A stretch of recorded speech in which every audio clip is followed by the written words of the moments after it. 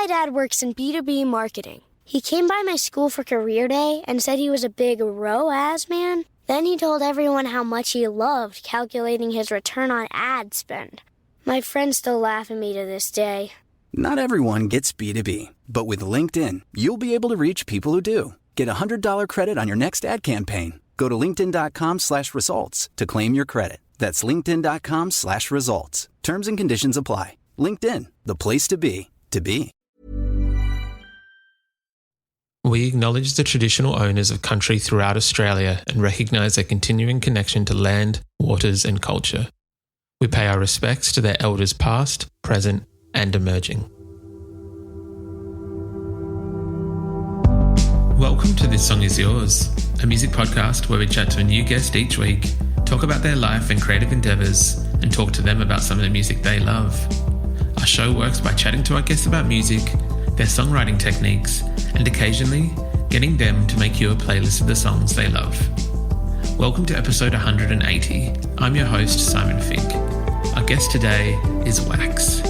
The Australian rock band make their triumphant return this week with the release of their second studio record, entitled At Least I'm Free.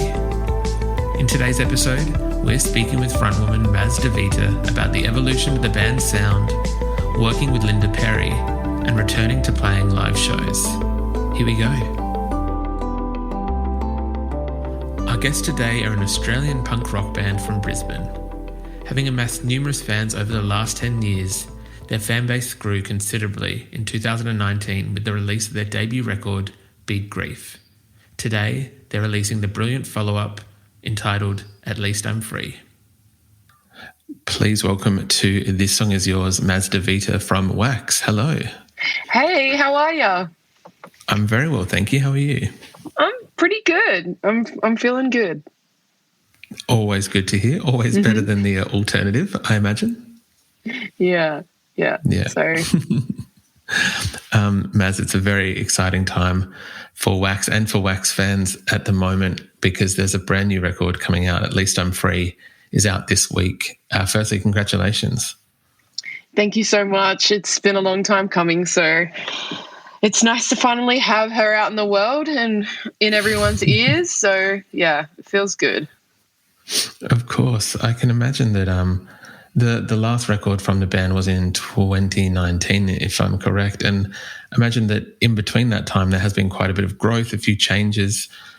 When you start setting out to kind of, I guess, begin a new record after the initial come down of the last one, what does it kind of, I guess, entail in terms of, did you know, the record that we're referring to is At Least I'm Free. Did you know, I guess, the title from that get-go, or was it just something that kind of appeared as the process went along?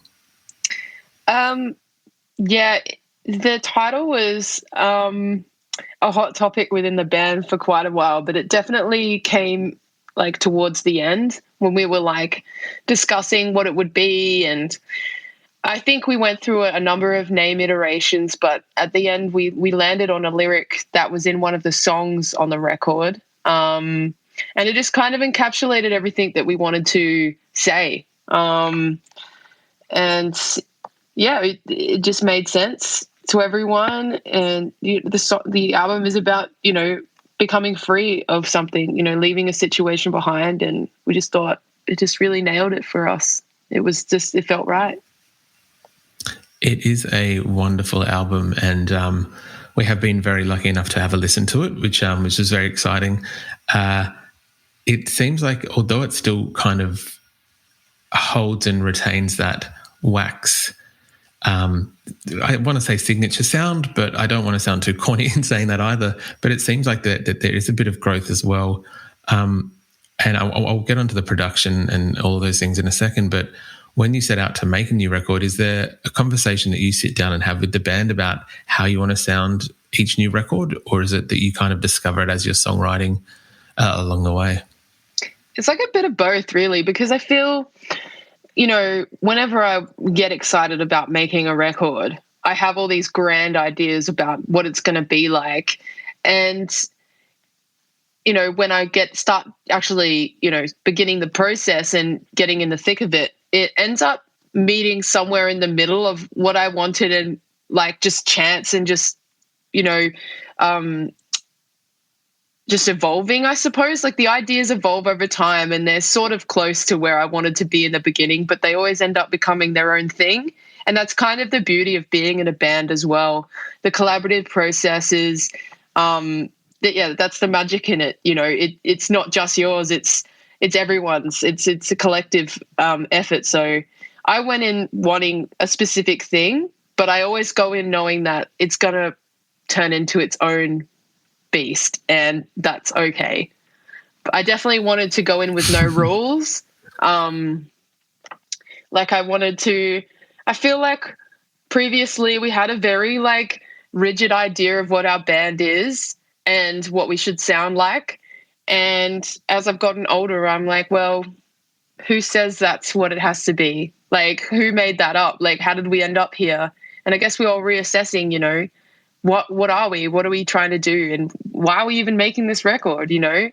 So it is a big time for experimentation, both in songwriting and production. And it just ends up being its own thing, which I'm super proud of. Of course, and as you should. This record, as I mentioned, it is fantastic. I think my favourite track was one that was a little bit on the quieter side, at least in terms of how WAAX would usually sound, with Beam Me Up. I thought that was a beautiful track. If you would indulge me for being a little bit selfish, would you be able to tell us just a little bit more about that song and where that song kind of came from? Yeah, well, first of all, nice choice. That one's actually my favorite on the record as well, my personal favorite. Yeah, that song was started out in a writing session between myself and James. I had this little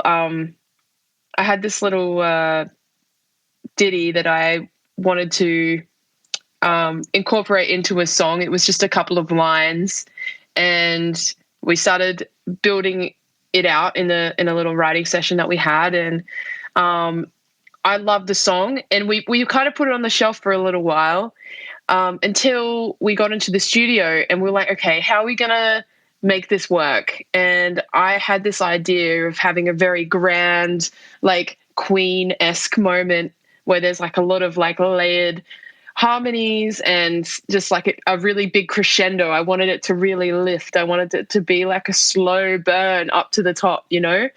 And so, yeah, that's just kind of how it happened. It just came together really in the studio when we were making the album. That's very cool. I was kind of blown away, I guess, having a look into the album and some of the credits, both songwriting and production-wise. One thing that I thought was incredible that I'd love to hear about the experience of was, I believe it was Dangerous, you got to co-write with Linda Perry, who some people might know as one of the members of Four Non-Blondes, who are very famous for the What's Going On. I'm not going to do my Four Non-Blondes impression for you, but we'll get people to look that up themselves, but who's also written quite a few tracks for people varied, like Pink, Gwen Stefani. I think there's a whole myriad of people that she's written for in the last 20 or so years. How did that come about, and what was your experience like with Linda? Well, it was purely by chance, actually. Our team sent out Big Grief to like every person they had any contact details to, and I was already planning a trip to go to LA to write and to kind of experience the lifestyle over there as a songwriter. And she came back to us immediately and was like, I like this girl's voice. I want to have a session with her. And when I found out, I almost fell off my chair. I was like, what the hell? Like, it was crazy. And I was pooping myself. I was like, where? Okay, so now I'm going to a country that I've never been overseas by myself. And I'm going to this country, I'm going by myself, and I'm going to this like huge, like inspirational, like greatest, one of the greatest of all time songwriters, home studio. And it was really nerve-wracking. But it was one of the most incredible learning experiences I've ever had, and just being in her presence taught me so much about what I want out of a career, what I could hope to be, as a songwriter. And she was very she had a lot of faith in me. And I guess up until that point, I knew I was like a decent songwriter and I liked the sound of my voice, I guess. But I didn't really I just kind of felt like the industry had let me fall by the wayside. And often I get typecast as, oh, she's the rock chick, but she kind of just saw me for who I was and the voice that I had. And it was really refreshing, and it made me think, oh, I can branch out. I can do different things. And she's like, she wanted me to explore my vocal without anything on it. And by that, I mean, sometimes I like to do a vibrato or I like to sing a certain way. And she was like, no, I just want your rawest, cleanest vocal. I want you to hone in on that because there's a darkness there that you need to explore. And from that moment on, I used that knowledge whenever I'd go into the studio and feel confident and okay with my voice being naked without all these frills, without screaming even, because in my earlier days I would scream a lot in my vocals. And yeah, it was crazy. And then we wrote 2 songs in that session, and it was like seeing an absolute master at work. It was wild. It was crazy. So yeah. That sounds incredible. Sounds absolutely incredible.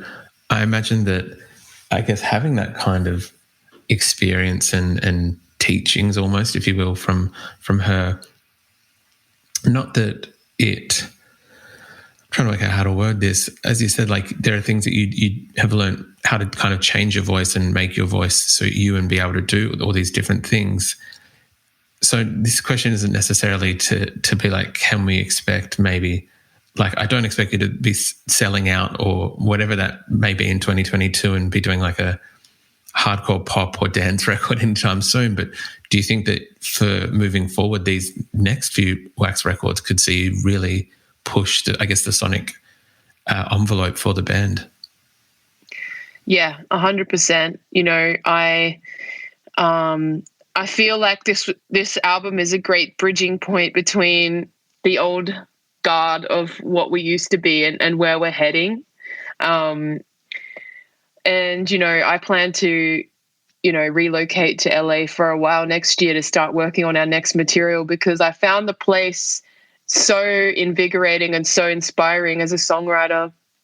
And I feel like I got the best material that I could out of myself when I was there. And I'm learning that place has a lot to do with what comes out. And I love Brisbane and I always will. It's always going to be my home. But I think I've kind of outgrown it here in terms of how I feel creatively. And I'm ready to branch out, work with new people, start something new. And so, yeah, our next record is going to be super wild. I don't know what it's going to be, but I just know that I want to try everything possible. Of course. Well, again, I know that we're here to promote this second one. We look forward to what does come down the pipeline at that stage. The hypothetical record in the future is going to be great. Exactly. Oh, I'm kind of curious. The other guest I wanted to mention, and I imagine might have come out of the LA sessions, but maybe not, was the lovely Kate Flay, who we've had on this podcast as well, who appears on the track No Dose. Was that another one of those sessions in Los Angeles? It was, yeah. Same deal, That was awesome. We connected immediately, on every level, and creatively we just knew exactly where each other was going. And we got that song out of the kitchen within 2 sessions, and it was such a fun process. And I can't wait to work with her again when I'm back there. And, she taught me about rhythm and how to phrase things, because she's got a lot of hip hop influence, I think, like, from a songwriting perspective. And she's like, you're really good at melody, but let's talk about rhythm. Like, how can we make these phrases like a bit more rhythmic? And she's like, da da da da da da da da, like, and so that sort of like opened my eyes to like, oh God, like I can incorporate so much more into the way that I write songs. And yeah, so I was, again, another great learning experience from a master. She is a true master at what she does, and she's a legend. So yeah, I'm excited to see how people receive No-Dos, because it's definitely a step in a different direction for us. So yeah, it's exciting. Did you know 1 in 2 women wear the wrong foundation? Matching foundation is hard, but Il Maquillage makes it easy. Take the Power Match quiz to find a better match in seconds, customized for your unique skin tone, undertone, and coverage needs. With 600,000 5-star reviews, this best-selling foundation is going viral for a reason. Available in 50 shades of weightless natural coverage. And with Try Before You Buy, you can try your full size at home for 14 days. Just pay shipping. Take the quiz at ilmaquillage.com/quiz. That's ILMAKIAGE.com/quiz. My dad works in B2B marketing. He came by my school for career day and said he was a big ROAS man. Then he told everyone how much he loved calculating his return on ad spend. My friends still laugh at me to this day. Not everyone gets B2B, but with LinkedIn, you'll be able to reach people who do. Get a $100 credit on your next ad campaign. Go to linkedin.com/results to claim your credit. That's linkedin.com/results. Terms and conditions apply. LinkedIn, the place to be, to be. I can acknowledge that I would agree that it is like a slight step in a different direction, but I think that I found myself listening to it, and as I put it on repeat more and more, that it definitely kind of clicks, at least for myself personally. I'm only speaking from my own experience, but I think it was very exciting to kind of see that track and where it kind of took you and the band. And there was no question with that. That was just wanting to show my appreciation for that track. Oh, awesome.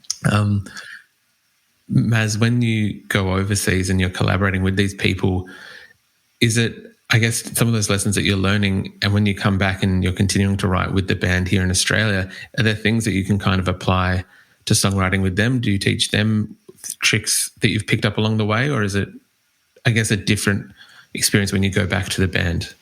Well, I think when I came back from my last trip, which was before the pandemic, I came back invigorated with a new, like, heightened work ethic when it comes to writing songs. And because the way that they approach songwriting over there is very much like, this is a job, it was really like cool to see and to bring that energy back with me and be like, let's write all the time. Like, hell yeah, let's try different things. Let's do everything, So I guess just the process and the way that I learned from these people is something that I brought back to the band, and it opened my eyes as well, wanting to take the band overseas and do all that sort of thing. But yeah, I think the biggest takeaway was the work ethic. I think in Australia, there's always like, oh, you do music? Oh, but what's your real job? You know what I mean? And over there, it's like, you're an artist. That's really cool. Show me your stuff. Like, let's work together. Let's collaborate. There's no but. It's just is what it is. And I think that's what I love the most about the attitude there towards artistry. So, yeah. 100%. I think a lot of the people we've spoken to recently, it does seem to be, as you mentioned, that it's almost that you have to be an artist / or like a multi-hyphenate if in Australia, because it has to be some form of other role that you play, whereas it is taken a lot more seriously over there, and you can make much more of a career of it, if you will, not just a performing career, but any aspect of it, songwriting, producing, whatever it may be. Yeah. So yeah, that attitude shines through because they're just hungry to work all the time, and it's just so inspiring. 100%. I was hoping to talk about the two gentlemen who helped produce the record as well.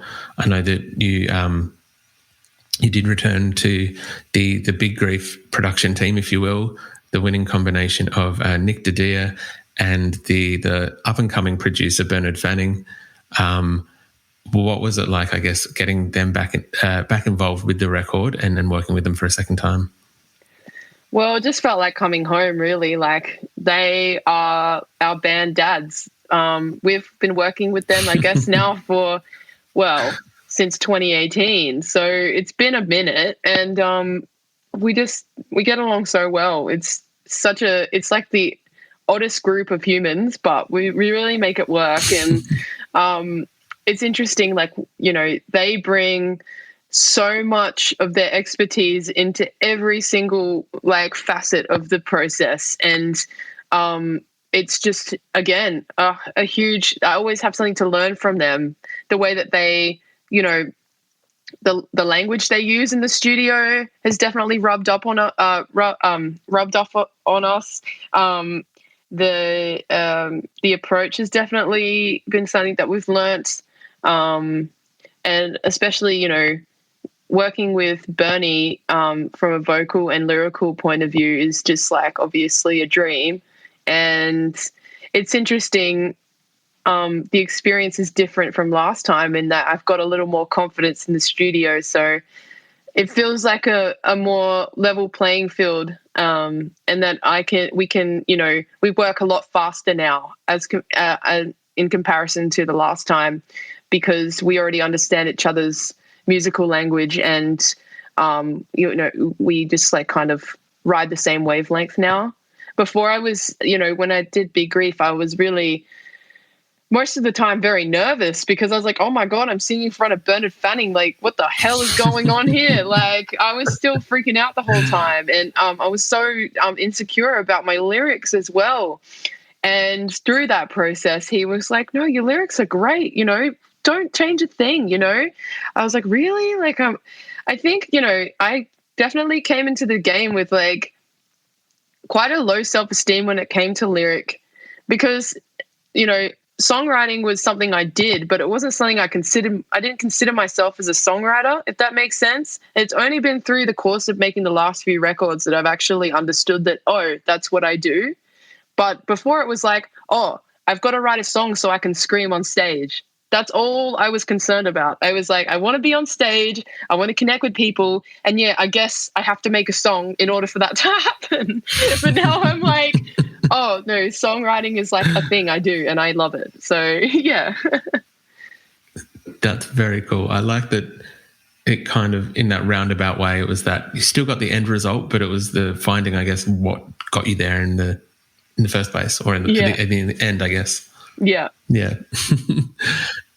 Speaking of being on stage and making connection with people, I know that WAAX obviously has a huge live following. People love to see yourself and the band play live. I know that you went around the country earlier this year with Baker's Eddie, and as it is release week, you would have just recently finished a run with the Amity Affliction. For you, having been off the stage for 2 years, how has it been getting back to stages this year and being able to play shows and actually firstly showcase these songs to people, but reconnect with fans?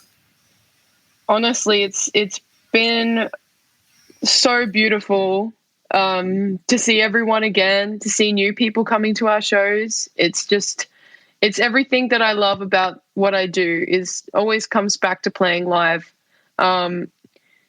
It's definitely harder coming back, you know, from a very quiet period, in terms of like a lot of people were afraid to go to shows because of health reasons, or, you know, we're in a different climate to what we were pre-COVID. It's definitely left its mark on the industry. So it's definitely, you know, it's taking a while to start back up properly. But I'm still so grateful to be able to even get back on the road. We used to tour all the time. It was like we spent months of a year on a road in total, like just constantly slogging it out. And then when it didn't happen, it was like, oh my God, what do we do with ourselves? And I think that's happened to a lot of artists. But yeah, it's just made me really appreciate touring again. That's been the biggest thing. And yeah, just meeting people that love our music is amazing. They're the people that understand me, you know, they understand what we're about. And yeah, it's amazing. I love our community so much. It's honestly what keeps us going. So it's been so nice. I believe that WAAX was one of the, for us anyway, WAAX was one of the most in the first year of us doing this podcast throughout the pandemic, because that's what a lot of people did while locked up inside. We had a lot of requests for WAAX just because your community of fans are very strong and do love you guys. And so I'm glad that we were able to get you onto the podcast today. And I know that people have been excited about seeing you live this year, and I imagine we'll continue to see you live as you promote this record throughout the year as well. Oh, that's awesome. Oh, they're just the best. Our fans are the best. I really, like I said, they're the reason why we do this. Like it's tough staying in a band, especially as long, you know, as we have. It's coming up to 10 years, which is a crazy concept to me. But yeah, so they're the reason why we keep doing what we do. Of course. Well, that's the thing. We all, like, creating art, whatever it may be, you need that support behind you, because if not, it's just kind of yelling into the void. So, no, you do have some extremely devoted fans, so I thought I'd just pass that on. Lastly, Maz, usually we would ask, I guess, what they're currently listening to, if there's a record or anything at the moment that's kind of on high repeat in your house. Yeah, well, I recently discovered this artist named Fushi. I think that's how it's pronounced. She's really cool, young artist from America. So she's been on repeat a lot. What else? As a band, we're really big fans of Fontaine's DC. We've always got them on. We've always got Idols, which is obviously such a big inspo for so many bands these days. I'm just trying to think of anyone else. I've been listening to a lot of Girlpool as well. I really, really like their new record. I'm a bit late to the party, but it's really great. And yeah, I love their visuals. I love everything about that band. So yeah, just bits and pieces, you know. And there's a lot of like great, you know, artists coming out of Australia as well. We recently got to play on the road, obviously, with Baker's Eddie, but this other great artist, Susie, she's just starting to, you know, find her feet in the industry, and she's really great songwriting, and a beautiful person as well. 100%. I will gladly admit, I think Amelia was my most played track in January. Fantastic songwriter in Susie. Great song. Fantastic picks. Yeah, great song. Maz, thank you very much for your time today. I do appreciate it. Congratulations on the album, At Least I'm Free, which is out this week from WAAX. But yeah, thank you for coming onto the podcast. Thanks so much for having me, and I'm so glad that you enjoyed the record, and hopefully we'll chat soon.